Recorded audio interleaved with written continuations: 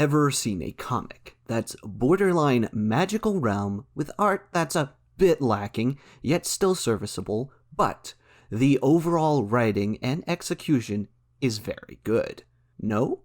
Would you like to? Out of Placers is a fantasy webcomic set in an alien world that, of course, is dominated by humans.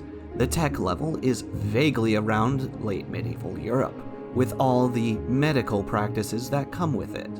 Most of the events unfold in the city-state known as Valsalia, which is dominated by the merchant empire known as House Evenmoth. The story centers around one human named Cassan Akkol, a man who, despite his rough demeanor, is a softie who goes out of his way to help his friends and others in need. He's an ambitious man who wants to do right by his fellow Dinian refugees and marry the local stripper. He aims to achieve this by climbing the ranks of House Evenmoth. However, one day, he accidentally manages to do so by buying a strange artifact from a particularly effeminate yinglet named Lopin out of pity. This artifact turns him into a female yinglet, changing his life forever. Just what are yinglets, though? They're what's called an original species, and they are very fascinating. Normally, when making an original species, writers tend to get a little carried away. One could make a species of near-immortal beings from another dimension who have extremely varied genetics to the point that you could legitimately call them a species of snowflakes, with just as much dramatic baggage to boot. You could also make hermaphrodite psychic cat whores with massive racks that are supposedly better than humans in every way, with of course the exception of warfare, or some variation of elf with a different coat of paint. Yinglets are none of those things. At their best, they are a relatively young race that is just starting to get out of the Paleolithic era by learning from older races and through careful breeding overseen by their matriarchs.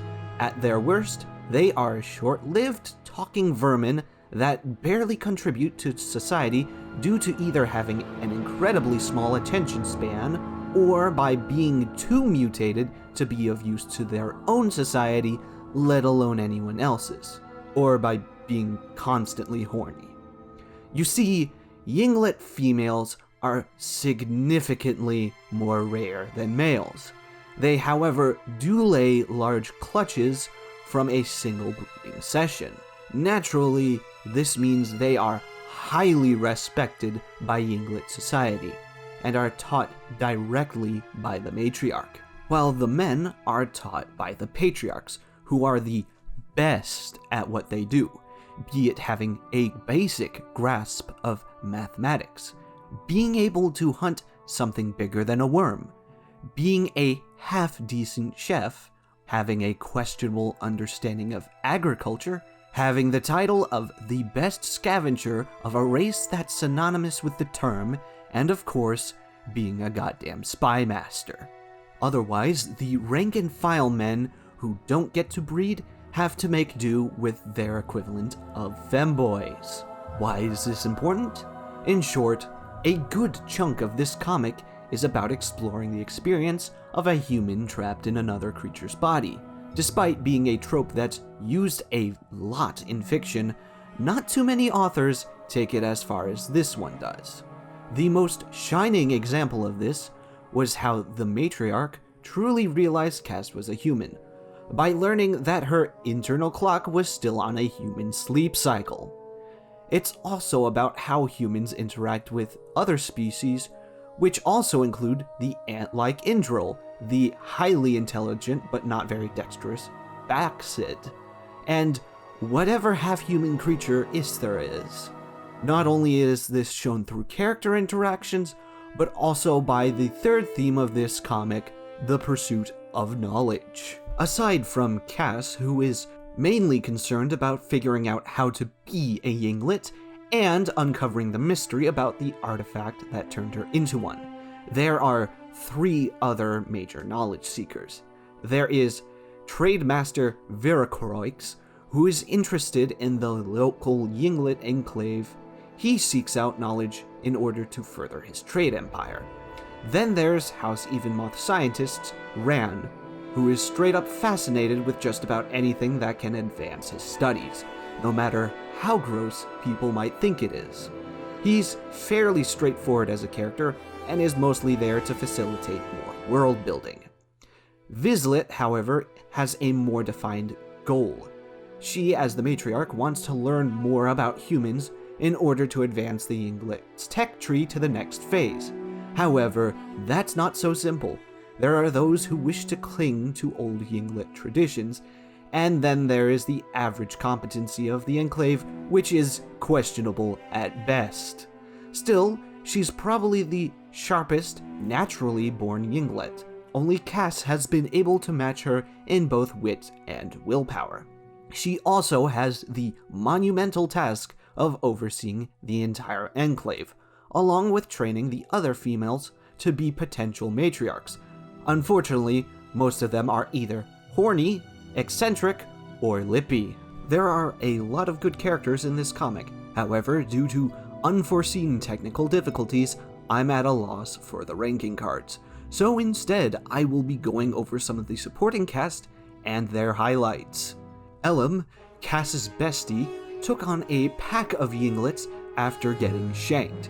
He also managed to survive it due to having taken a similar wound during his time in the Didian army. He's primarily Cass's rock in the situation that he's found himself in, or rather she. Naturally, this means the fans ship them constantly. Isher is clearly a hybrid, but of what, I'm not sure.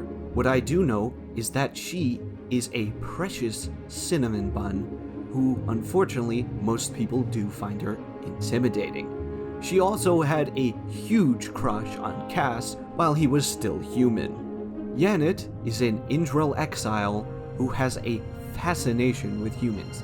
However, there is the looming threat of her having a nervous breakdown because humans don't communicate through pheromones, which makes living amongst humans basically sensory deprivation for her. Lopin, while partially responsible for Cass's transformation, is ultimately a victim of circumstances. He is just plain adorable, and is the best male Yinglet. He is also a consumnet human chaser, often dressing in full-on human-like clothes, even extending to having been dressed as a doll and having some bloke mistake him for a girl. Braca, the Yinglet who stabbed Elim, knows a bit about the artifact. However, what he knows about it is going to be put on ice until he recovers from being thrown 2 blocks into a solid wall. There are even more minor characters, especially in the Enclave, and if I keep going, we're going to be here for longer than needed, so I will leave you with those major characters. All in all, it's a decent webcomic to get into if you really like examining fantasy worlds. The characters are all solid, and the comic has a sharp wit behind its humor. The art in the beginning is rather rough, but the characters get better after a little while. You can find it, surprise surprise, on DeviantArt. It's made by Valsalia, the same person that did that one Elder Scrolls comic about the Dragonborn being turned into the lusty Argonian maid. If that's your thing, I'd also check that out too, because despite its kinky nature, it actually has fun with the premise. Thank you all for sticking around. I will do a video on the Tales of Arcadia franchise as a whole, however, I kinda fell down the rabbit hole. Also, my iMac crashed and most of the old design dungeon assets are gone, so yeah, I have to make a whole bunch of new ones. So until then, I will see you all in the near future.